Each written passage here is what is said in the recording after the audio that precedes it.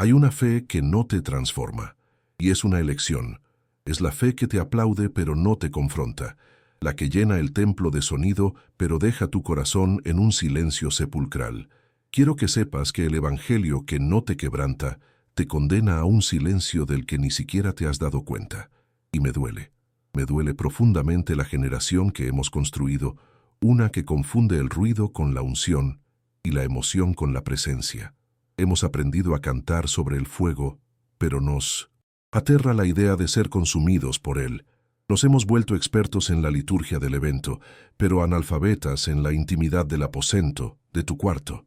Y en medio de todo nuestro activismo, de nuestras luces y nuestro humo, una pregunta resuena en el cielo y debería taladrar tu conciencia ahora mismo. Contéstala en silencio, solo para ti. ¿Hace cuánto tiempo que tu alabanza es más coreografía que rendición? ¿Dónde fue que la cruz dejó de ser un madero de ejecución para tu ego y se convirtió en un adorno, en una marca? ¿Qué pasó con el llanto en el altar, con ese temblor santo que te recordaba quién eras tú y quién era Él? Esa distancia, ese vacío que sientes al volver a casa después del gran servicio, tiene un nombre. Es el eco de un evangelio incompleto, un evangelio que te promete la corona sin la cruz, la resurrección sin la muerte, la ganancia sin la renuncia. Y el gran villano de nuestra era no es un monstruo externo, es un sistema que hemos alimentado nosotros mismos, la religiosidad del espectáculo. Es ese mercado de la fe que vende un cristianismo cómodo, personalizable, que te ofrece ser tu mejor versión sin tener que morir a tu versión actual. Es una estafa espiritual que te mantiene ocupado, entretenido, pero espiritualmente estéril y mudo, porque la verdadera voz de un hijo de Dios no nace de la autoafirmación, sino del quebrantamiento. La voz que sacude el infierno es la que primero aprendió a susurrar, hágase tu voluntad, entre lágrimas, en la soledad de su propio Getsemaní. Hemos confundido la bendición con la comodidad y el avivamiento con el activismo, pero el Espíritu está soplando una vez más, no para avivar el show, sino para encender el altar. Y ese fuego, hermano, hermana, comienza con una demolición. Por eso este mensaje no es un ataque, es un mapa de regreso a casa, es un retorno a la esencia. Y este mapa tiene 3 estaciones, 3 decisiones que marcan el camino desde la apariencia hasta la sustancia. Y hoy vamos a recorrer juntos la primera. Te prometo que si te quedas, entenderás por qué tu vida espiritual se siente estancada y cómo reiniciar el fuego. El primer paso para reiniciar ese fuego no es añadir más leña al espectáculo, es justo lo contrario, es quitarlo todo hasta que solo queden las cenizas y el altar desnudo. Esta es la primera estación en el mapa de regreso a casa. Se llama la rendición en las ruinas. Y no hablo de ruinas físicas, hablo de las ruinas de tu propia justicia, de tu reputación espiritual, de esa imagen de buen cristiano que has construido con tanto esfuerzo y que ahora se siente como una jaula. Es el momento en que te paras en medio del desastre de tu propia fuerza y dejas de barrer el polvo debajo de la alfombra. Es cuando finalmente te atreves a decir, Dios, no puedo, no tengo la fuerza. Mi fe es más pequeña de lo que aparento. Mi amor es más frío de lo que canto. Estoy seco. Observa esto con calma. La rendición no es un sentimiento de derrota, es una declaración de dependencia. Muchos creen que rendirse es para los débiles. Pocos entienden que es el único camino hacia el verdadero poder. Es dejar de luchar con Dios para defender tu agenda y permitir que Él luche por ti. Es quitarte la máscara de luchador espiritual que usas en la iglesia, esa que dice, todo está bien, estoy bendecido, y mostrar el rostro cansado, el corazón agrietado. ¿Hace cuánto tiempo que no tienes una conversación así, de honesta con Dios? Una donde no le pides nada, no le declaras nada, simplemente te confiesas. Confiesas tu agotamiento, tu duda, tu envidia. La historia está llena de hombres y mujeres cuya grandeza comenzó justo en este punto. Piensa en Jacob. Toda su vida fue un estratega, un manipulador, un hombre que conseguía lo que quería con su propia astucia. Pero su verdadero encuentro con Dios no sucedió en un palacio, sino en la soledad de la noche, junto a un arroyo, donde luchó hasta el amanecer. ¿Y cuál fue el resultado? Dios no lo aplaudió por su fuerza, le dislocó la cadera, lo quebró, y fue justo ahí, en su punto más débil, cojeando y despojado de su autosuficiencia, que recibió un nuevo nombre y una nueva identidad. Recibió la bendición no por su fuerza para luchar, sino por su desesperación para aferrarse. Nosotros queremos la bendición de Jacob, pero nos rehusamos a cojear como él. Queremos el nuevo nombre, pero sin la noche oscura del alma. Queremos el poder, pero evitamos el quebrantamiento a toda costa. Y si esto ya está resonando contigo, aguanta, porque entender esto es la llave para la segunda estación. La segunda estación es el poder, pero nadie llega a ella sin pasar por la primera, que es el quebrantamiento. Y aquí es donde se traza la línea en la arena. Observa esto con calma. El sistema religioso moderno, el que hemos construido y del que todos somos un poco cómplices, nos ha vendido una mentira monumental. Nos dijo que la cojera de Jacob fue un accidente, un detalle desafortunado en su historia, en lugar de ser el requisito indispensable para su transformación.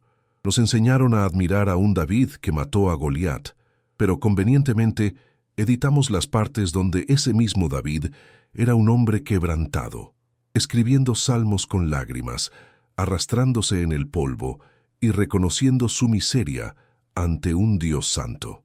Queremos el trono de David, pero nos saltamos la cueva de Adulam. Queremos la revelación de Pablo, pero sin el aguijón en la carne que lo mantenía humilde. Y si esto te incomoda, quédate conmigo, porque esa incomodidad es la primera señal de que tu espíritu sigue vivo. Es la brújula de tu alma apuntando de regreso a casa. Hemos creado una fe que se siente como un producto de plástico, brillante, pulcro, sin una sola grieta, pero frío al tacto. Una fe que no tiene el olor a tierra, a sudor y a lágrimas de una lucha real. Es una fe de auditorio, no de campo de batalla. Muchos saben citar la Escritura, pero pocos permiten que la Escritura los descuartice. Muchos levantan las manos en el concierto, pero pocos doblan las rodillas en el secreto de su cuarto. No es un problema de sinceridad, es un problema de profundidad. No es que no amemos a Dios, es que le tenemos terror a lo que su amor verdadero exige de nosotros. ¿Y qué es lo que exige? Exige demolición. Piensa en una construcción aquí en la Ciudad de México. Cuando un edificio viejo ya no sirve, cuando sus cimientos están dañados, ningún ingeniero sensato le pone una capa de pintura nueva y lo llama remodelado. Órale, claro que no. Saben que es un peligro. Hay que traer la maquinaria pesada, demolerlo hasta los cimientos, sacar los escombros y empezar de cero sobre la roca firme. ¿Y tú? ¿Hace cuánto tiempo que solo le estás dando una manita de gato a un edificio espiritual que por dentro está a punto de colapsar? ¿Cuántos domingos más vas a pintar las paredes de tu religiosidad, esperando que el ruido de la alabanza ahogue el crujido de tus cimientos falsos? El evangelio que no te quebranta es esa capa de pintura. Te hace ver bien por fuera, pero te condena a vivir con el miedo constante de que un día el más mínimo temblor lo derrumbe todo. Y ese temblor, créeme, ya viene en camino. Y ese temblor no es una amenaza divina, es una consecuencia inevitable de construir sobre arena. Es la crisis que llega a tu casa, el diagnóstico que te deja sin aire, la traición que te rompe el alma. Es la vida real, esa que no se puede editar con un filtro de Instagram ni acallar con un coro de aleluyas. Y cuando llega, la pintura se cae, las grietas se revelan y la estructura falsa se viene abajo. La pregunta no es si vendrá el temblor. La pregunta es, ¿qué quedará en pie cuando pase? Observa esto con calma. Hemos creado una generación de cristianos expertos en decoración de interiores espirituales. Sabemos cómo poner los cojines correctos de la doctrina, la alabanza que combina con el estado de ánimo, la oración que suena elocuente en público. Pero muy pocos se han atrevido a bajar al sótano y revisar los cimientos. No es que no amemos a Dios, es que amamos más nuestra comodidad. No es que rechacemos la cruz, es que la preferimos de oro y colgada al cuello, no de madera y cargada sobre la espalda. Muchos pueden hablar de avivamiento, pero pocos están dispuestos a pagar el precio del quebrantamiento que lo precede. Muchos quieren el poder que partió el Mar Rojo, pero pocos quieren la soledad del desierto que forjó al profeta. ¿Ves la desconexión? El evangelio que te venden en muchos lugares es un producto de consumo, no un llamado a la rendición. Es un Dios te va a dar el trabajo de tus sueños, pero nunca un Dios te va a pedir el trabajo que se ha vuelto tu ídolo.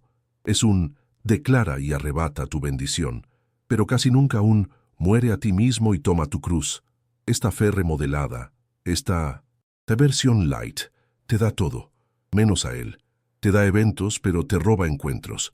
Te da música, pero te quita la voz. Te da multitudes, pero te deja terriblemente solo. Y aquí es donde la cosa se pone incómoda, porque salir de ahí no es añadir una nueva actividad a tu agenda espiritual, no es un nuevo libro, no es otro congreso. La salida es una demolición controlada, guiada por el arquitecto del universo, que tiene que derribar 3 muros de carga que sostienen tu silencio. Guarda estos 3 nombres, porque son tu mapa de salida: el muro del orgullo, el muro del control y el muro del miedo. Vamos a hablar del primero, y quizá el más alto de los 3, el muro del orgullo.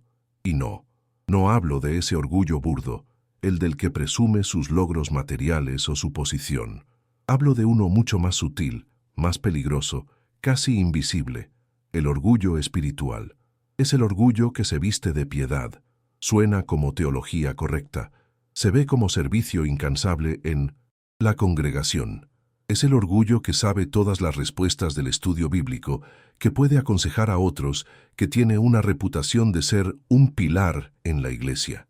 Es el orgullo que te ha vuelto un experto en tu propia ruina, un curador del museo de tus apariencias. Esta fachada está perfectamente pulida. Es una pared lisa, sin una sola grieta por donde la luz de la verdad pueda entrar. Por fuera, eres el cristiano modelo. Por dentro, el eco de tu propio silencio te está volviendo loco. Muchos pueden levantar las manos el domingo, pero pocos se atreven a admitir que durante la semana esas mismas manos tiemblan de ansiedad. Muchos pueden dar un amén sonoro al sermón, pero pocos se atreven a decirle a Dios en la intimidad: «Neta, no entendí nada, estoy perdido, ayúdame». Ese es el orgullo, el que prefiere la admiración de los hombres a la sanidad que viene de la humillación ante Dios. Observa esto con calma. Este muro no se construyó con maldad, se construyó con buenas intenciones, con el deseo de agradar, de ser un buen ejemplo, de no ser una carga. Pero ladrillo a ladrillo, defensa tras defensa, terminaste construyendo una fortaleza tan impenetrable que ni siquiera la gracia puede encontrar una puerta. Y la pregunta que la realidad te está gritando es: ¿hace cuánto tiempo que no te sientes vulnerable delante de Dios? ¿Cuándo fue la última vez que tu oración no fue una lista de peticiones o un reporte de actividades, sino un simple y desgarrador no puedo más? El apóstol Pablo, antes de ser Pablo, era Saulo de Tarso. Su muro de orgullo era una obra maestra de la arquitectura religiosa. Conocía la ley al derecho y al revés, su celo era impecable, su reputación intachable, y estaba completamente ciego camino a Damasco, convencido de que le servía a Dios mientras perseguía a sus hijos. No fue un argumento teológico lo que lo derribó, fue una luz del cielo, un golpe de gracia tan violento que lo tiró al suelo, lo dejó ciego y lo obligó a depender de otros. La demolición de su orgullo fue el nacimiento de su ministerio, porque es en el suelo, en la ceguera y en la dependencia, donde Dios puede empezar a construir algo eterno. Tu camino a Damasco te está esperando. Y el primer paso para derribar ese muro no es un acto de fuerza, sino de rendición absoluta. Es una sola palabra que lo cambia todo. Guarda esto, porque esa palabra es la llave para el segundo muro, el del control. Y esa palabra es rendición. Pero no la rendición que se firma en un tratado de paz, sino la que se vive con las manos abiertas y el corazón expuesto. Y es justo aquí donde nos topamos con el segundo muro, uno mucho más tramposo que el orgullo. Es el muro del control. Este no está hecho de ladrillos de arrogancia, sino de los finos hilos de la ansiedad. Se disfraza de responsabilidad, se viste de prudencia. Suena como Es que si yo no lo hago, nadie más lo hará. Suena como, tengo que asegurar el futuro de mi familia. Suena como Dios ayuda al que madruga. Y no me malentiendas, la responsabilidad es un mandato, pero el control es una idolatría.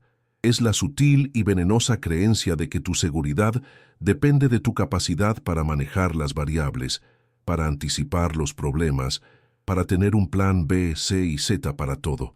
Observa esto con calma. ¿Cuántas de tus oraciones no son una conversación, sino una lista de instrucciones detalladas para Dios? Un reporte de gerencia, donde le explicas al Creador del universo cómo debería exactamente resolver tus problemas. Le decimos, hágase tu voluntad, pero le entregamos un anexo con nuestras condiciones, nuestros plazos y nuestras expectativas. El muro del control es esa manía de querer manejar el volante mientras le pides a él que te lleve a tu destino. Es el miedo disfrazado de fe. Es la razón por la que no ves milagros en tu vida. Porque los milagros, por definición, ocurren fuera de tu zona de control. Son la intervención soberana de Dios en el territorio de lo imposible, y para entrar a ese territorio tienes que soltar el mapa que tú dibujaste. Este evangelio que no te quebranta es el que te dice que puedes ser un buen cristiano y al mismo tiempo el director general de tu propia vida. Es una mentira, es una estafa espiritual, porque la fe que transforma no es la que te ayuda a controlar mejor tu vida, sino la que te da el valor para perdérselo por completo. Es la fe de Abraham, saliendo de su tierra sin saber a dónde iba. La fe de Pedro, saliendo de la barca para caminar sobre un mar embravecido. Ellos no tenían el control, tenían una orden, tenían una promesa, y eso era suficiente. ¿Hace cuánto que la voz de Dios no es suficiente para ti? ¿Hace cuánto que necesitas una señal, una confirmación, un plan financiero a 5 años antes de dar un solo paso de obediencia? Ese es el muro del control, y derribarlo se siente como morir, porque, en efecto, una parte de ti tiene que morir. El pequeño Dios que cree que todo depende de él. Y este pequeño Dios es un tirano muy astuto. No se presenta con cuernos y tridente, se presenta con una agenda, con una hoja de cálculo, con un plan de vida perfectamente diseñado para minimizar el riesgo y maximizar la comodidad. Es la voz que te susurra, órale, confía en Dios, pero amarra bien tu caballo. Es el que te convence de que la prudencia es la más alta de las virtudes, incluso por encima de la obediencia radical. Y así hemos construido iglesias enteras que son monumentos a este pequeño Dios del control. Edificios impecables, programas eficientes, presupuestos balanceados, pero sin poder, sin el temblor de la presencia, sin el caos santo del Espíritu Santo que llega y desordena nuestros planes para establecer su reino. Nos hemos vuelto tan buenos administrando la casa de Dios que hemos terminado por echar al dueño de la casa, porque el Espíritu Santo no puede ser gestionado. No cabe en nuestras proyecciones trimestrales. Él es viento, es fuego, y el fuego no se controla, se le rinde la estructura. El costo de no permitir esa demolición es el que ya estás pagando. Es el frío en tu cuarto de oración. Es la Biblia acumulando polvo mientras devoras contenido vacío. Son las reuniones familiares donde se habla de todo menos de aquel que supuestamente es el centro. Es una iglesia que se ha vuelto irrelevante para la ciudad porque nuestro poder se quedó atrapado en las 4 paredes, en un eco de lo que fuimos. Pero la recompensa por volver, por permitir que el Espíritu Santo traiga el mazo y la barreta a las estructuras de nuestro orgullo, es incalculable. Es el regreso de las lágrimas genuinas al altar, no por manipulación emocional, sino por un encuentro real con la santidad de Dios. Es la autoridad para hablarle a una generación perdida, no con frases de autoayuda, sino con el poder del Evangelio que corta y sana. Es el fuego limpio que consume la ofrenda y deja un testimonio que arde, que alumbra en medio de la colonia, en la oficina, en la universidad. Por eso este mensaje no es una condena, es un mapa de regreso a casa. Y este mapa tiene 3 estaciones, 3 decisiones que marcan el camino desde la apariencia hasta la sustancia. La primera estación es la rendición en las ruinas, Es el momento donde dejas de defender tu religiosidad y admites tu sequía. La segunda es la carga de la verdadera cruz. No el crucifijo de oro, sino el madero áspero que te pide morir a tu agenda, a tu reputación y a tu necesidad de control. Y la tercera, que es la consecuencia inevitable de las dos primeras, es el fuego que consume y envía, el fuego que te saca del silencio y te convierte en una voz. Acompáñame, porque vamos a desempacar el primer paso para salir del silencio. La primera estación, la rendición en las ruinas, no es un evento bonito, no tiene música de fondo ni luces tenues. Es el momento brutalmente honesto, a las 3 de la mañana, cuando ya no puedes sostener la sonrisa del domingo. Es el silencio en tu coche volviendo a casa, un silencio que grita más fuerte que el coro de la alabanza. Es admitir, primero a ti mismo y luego a Dios, que estás en quiebra, que estás seco, que por fuera pareces un templo sólido, pero por dentro solo hay eco y telarañas. Rendirse en las ruinas es dejar de barrer los escombros debajo de la alfombra. Es pararte en medio de tu propio desastre espiritual, con las manos vacías, y dejar de culpar al pastor, a la iglesia, al sistema. Es mirar tu Biblia empolvada, tus oraciones mecánicas, tu amor por Dios que se volvió una costumbre y decir, este soy yo, un monumento en ruinas, y ya no voy a fingir. Muchos creen que este momento es de debilidad, pero es el primer acto de verdadero poder espiritual, porque el poder de Dios no se manifiesta en nuestra autosuficiencia, sino que se perfecciona en nuestra debilidad reconocida. No es decir, voy a echarle más ganas. Órale, ya le echaste ganas y mira dónde estás. No, es decir, ya no puedo más, me rindo, te necesito. Es el fin de tu gestión y el principio de su gobierno.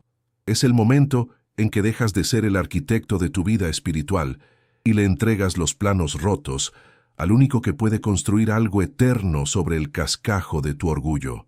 ¿Dónde están tus ruinas?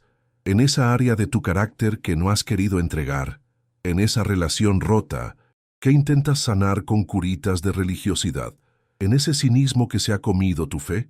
Identifícalas, nómbralas, porque solo cuando admites que estás en una ruina, el arqueólogo divino puede empezar a excavar para encontrar el tesoro que él mismo enterró en ti.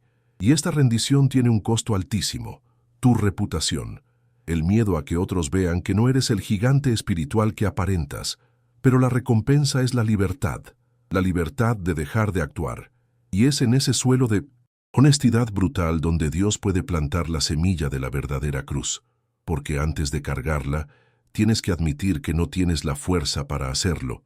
Esa es la puerta de entrada. ¿Estás dispuesto a cruzarla? Y si la cruzas, te encuentras de frente con la segunda estación, la carga de la verdadera cruz. Y aquí es donde el 90% de los que se dicen cristianos se detienen, porque hemos domesticado la cruz. La convertimos en un adorno, en un logo, en un dije de oro, que cuelga tibio sobre nuestro pecho. Pero la cruz original no era un accesorio, era un instrumento de tortura. Era madera áspera, pesada, llena de astillas. Olía a sudor, a sangre y a la muerte humillante de un criminal. Y Jesús no dijo, admiren mi cruz. Dijo, toma la tuya. Observa esto con calma. La verdadera cruz no es el problema que Dios te manda para hacerte más fuerte. Esa es una mentira del estoicismo disfrazado de fe. Tu cruz no es tu enfermedad, ni tu jefe difícil, ni tu situación económica. Esas son las aflicciones de la vida en un mundo caído. Tu cruz es un instrumento de ejecución voluntaria. Es el madero donde tú eliges clavar tu propio ego, cada día. Es morir a tu necesidad de tener la razón en una discusión. Es morir a tu agenda perfectamente planeada cuando el Espíritu Santo te pide que te desvíes para ayudar a alguien. Es morir a tu reputación cuando tienes que decir la verdad, aunque te cueste el aplauso. Es el no a mi voluntad, sino a la tuya, susurrado no en un jardín tranquilo, sino en medio del caos de tu vida diaria. Muchos quieren el poder de la resurrección, pero pocos están dispuestos a pasar por la humillación de la crucifixión.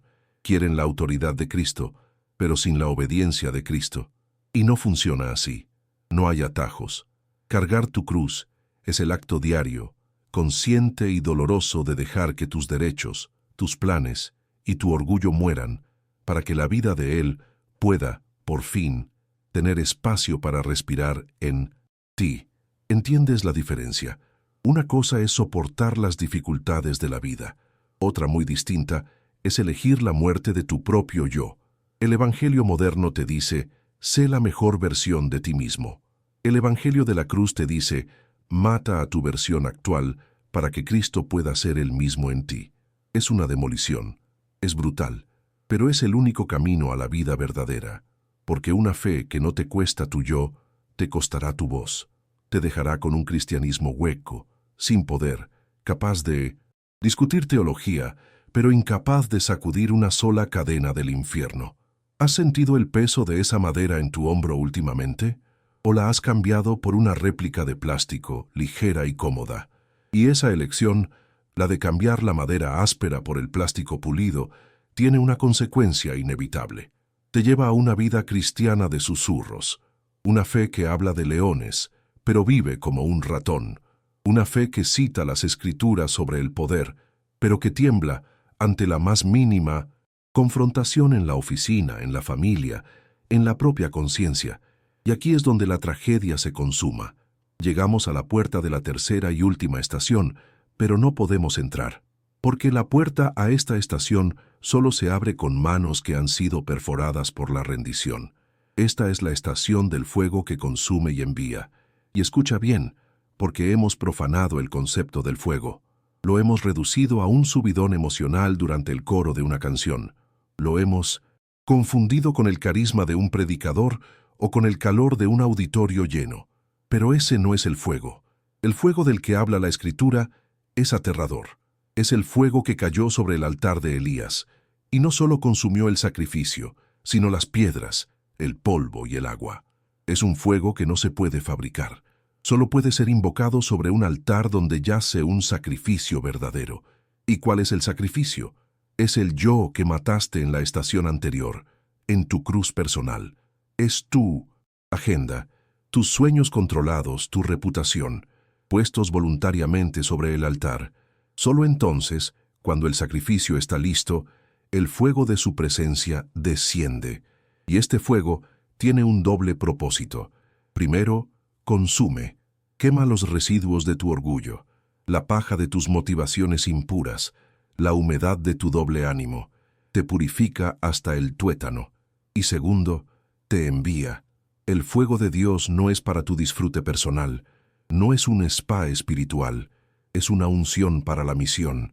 Es el carbón encendido que tocó los labios de Isaías y lo convirtió de un hombre de labios inmundos a un profeta con una voz que haría temblar a reyes. ¿Entiendes ahora por qué tantos están en silencio?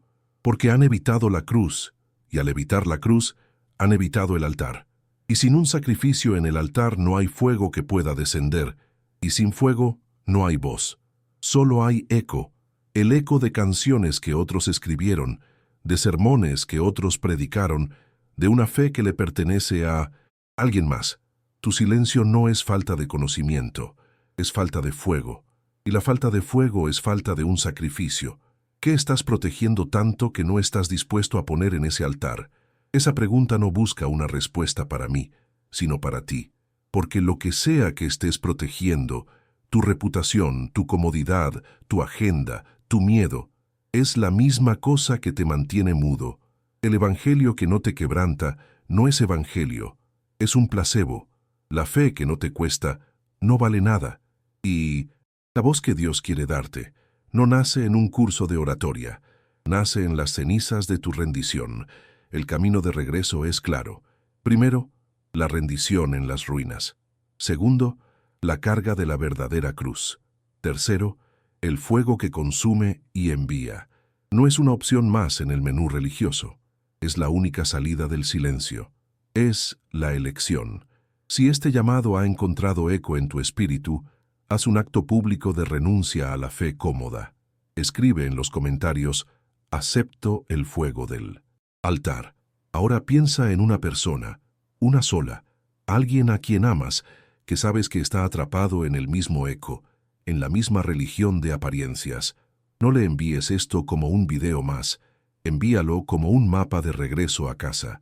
Finalmente, si estás harto del ruido y anhelas el sonido de su voz, suscríbete y únete a este remanente que ha decidido que prefiere el calor del fuego a las luces del escenario. Porque aquí no coleccionamos seguidores, forjamos mensajeros.